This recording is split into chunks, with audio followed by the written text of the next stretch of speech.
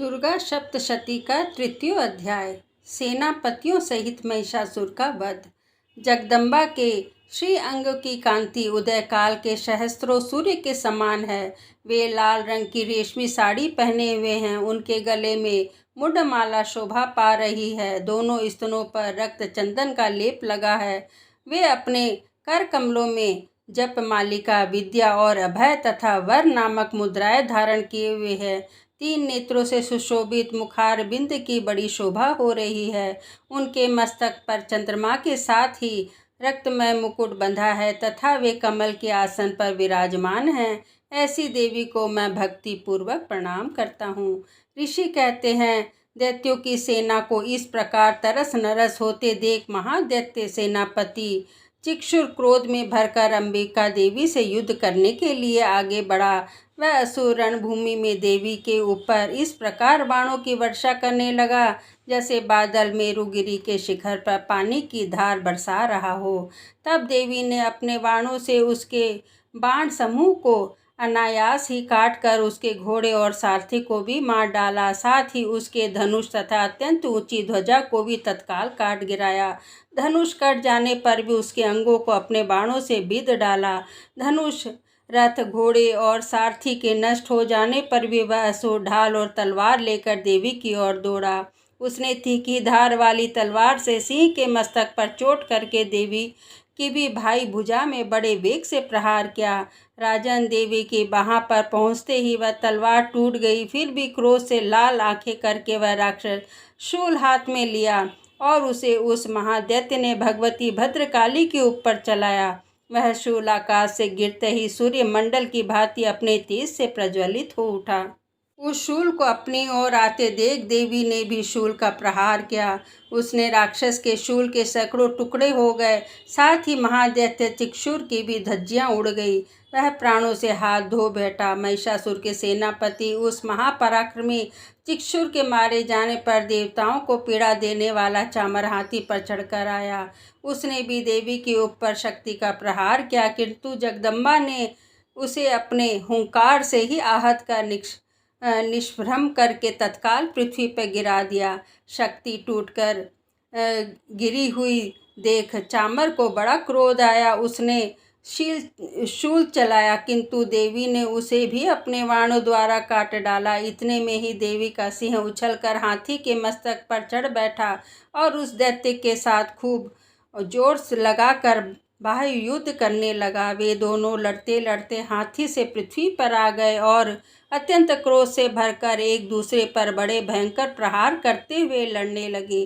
तदंतर सिंह बड़े वेग से आकाश की ओर उछला और उधर गिरते ही समय उसने पंजों की मार से चामर का सिर धड़ से अलग कर दिया। इस प्रकार उदग्र भी शीला और वृक्ष आदि की मार खाकर रणभूमि में देवी के हाथ से मारा गया तथा कराल भी दांतों, मुक्कों और थप्पड़ों की चोट से धाराशाही हो गया।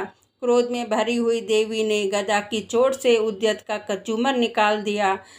भिंदी पाल से वाशक काल को तथा बाणों से ताम्र और अंधकों को मौत के घाट उतार दिया। 3 नेत्रों वाली परमेश्वरी ने शूल से उकार्थ, उग्रवीर्य तथा महाहनु नामक दैत्य को मार डाला। तलवार की चोट से विडाल के मस्तक को धड़ से काट गिराया। दुर्धर और दुर्मुख इन दोनों को भी अपने बाणों से यमलोक भेज दिया। इस प्रकार अपनी सेना का संहार होता देख महिषासुर ने भैंसे का रूप धारण करके देवी के गणों को त्रास देना आरंभ किया। किन्हीं को थुथुन से मारकर, किन्हीं के ऊपर खुरों का प्रहार करके, किन्हीं किन्हीं को पूंछ से चोट पहुंचाकर, कुछ ही सींगों से विदीर्ण करके, कुछ गणों को वेग से, किन्हीं को सिंहनाद से, कुछ को चक्कर देकर, कितनों को निश्वास वायु के झोंके से धाराशायी कर दिया। इस प्रकार गणों की सेना को गिराकर वह असुर महादेवी के सिंह को मारने के लिए झपटा। इससे जगदम्बा बड़ा क्रोध आया। उधर महापराक्रमी महिषासुर भी क्रोध में भरकर धरती को खुरों से खोदने लगा तथा अपने सींगों से ऊंचे ऊंचे पर्वतों को उठाकर फेंकने और गर्जन करने लगा। उसके वेग से चक्कर देने के कारण पृथ्वी क्षुब्ध होकर फटने लगी। उसकी पूंछ से टकराकर समुद्र और सब ओर से धरती को डुबोने लगा। हिलते हुए सींगों के आघात से विदीर्ण होकर बादलों के टुकड़े टुकड़े हो गए। उसके श्वास के प्रचंड वायु के वेग से उड़े हुए सैकड़ों पर्वत आकाश से गिरने लगे। इस प्रकार क्रोध से भरे हुए उस महादैत्य को अपनी ओर आते देख चंडिका ने उसका वध करने के लिए महान क्रोध किया। उन्हें पाश फेंककर उस महान असुर को बांध लिया और महासंग्राम में बंध जाने पर उसने भैंसे का रूप त्याग दिया और तत्काल सिंह के रूप में वह प्रकट हो गया। उस अवस्था में जगदम्बा जो ही उसका मस्तक काटने के लिए उद्यत हुई, तो ही वह खड्गधारी पुरुष के रूप में दिखाई देने लगा। तब देवी ने तुरंत ही बाणों की वर्षा करके ढाल और तलवार के साथ उस पुरुष को भी बींध डाला। इतने में ही वह महान गजराज के रूप में परिणित हो गया। तब अपनी सूंड से देवी के विशाल सिंह को खींचने और गर्जन करने लगा। इसी समय देवी ने तलवार से उसकी सूंड काट डाली। तब उस महादैत्य ने पुनः भैंसे का शरीर धारण किया और पहले एक ही भांति चराचर प्राणियों सहित तीनों लोकों को व्याकुल करने लगा। तब क्रोध से भरी हुई जगत माता चंडिका बारंबार उत्तम मधु का पान करने और लाल आंखें करके हंसने लगी। उधर वह बल और पराक्रम के मद से उन्मुक्त हुआ राक्षस गर्जने लगा और अपने सींगों से चंडी के ऊपर पर्वतों को फेंकने लगा। उस समय देवी अपने बाणों के समूहों से उसके फेंके हुए पर्वतों को चूर्ण करती हुई बोली। बोलते समय उनका मुख मधु के मद से लाल हो रहा था और वाणी लड़खड़ा रही थी। देवी ने कहा, ओह मूढ़, मैं जब तक मधु पीती हूँ तब तक तू क्षण भर के लिए खूब गरज ले। मेरे हाथ से यही तेरी मृत्यु हो जाने पर अब शीघ्र ही देवता भी गर्जना करेंगे। ऋषि कहते हैं, यूँ कहकर देवी उछली और उस महादैत्य के ऊपर चढ़ गई। फिर उसने पैर से उसे दबाकर उन्होंने शूल से उसके कंठ में आघात किया। उनके पैर से दबा होने पर भी महिषासुर अपने मुख से अभी आधे शरीर से ही बाहर निकल पाया था कि देवी ने अपने प्रभाव से उसे रोक दिया। आधा निकला होने पर भी वहाँ महादैत्य देवी से युद्ध करने लगा। तब देवी ने बहुत बड़ी तलवार से उसका मस्तक काट गिराया।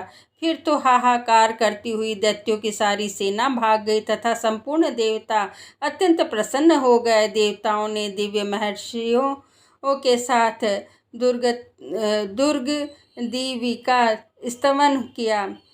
गंधर्वराज गाने लगे तथा अप्सराएं नाच नृत्य करने लगी। इस प्रकार श्री मार्कंडेय पुराण में सावर्णिक मनवंतरी की कथा के अंतर्गत देवी महामात्यमनी महिषासुरवध नामक तीसरा अध्याय संपूर्ण हुआ। जय मां शेरा वाली की जय।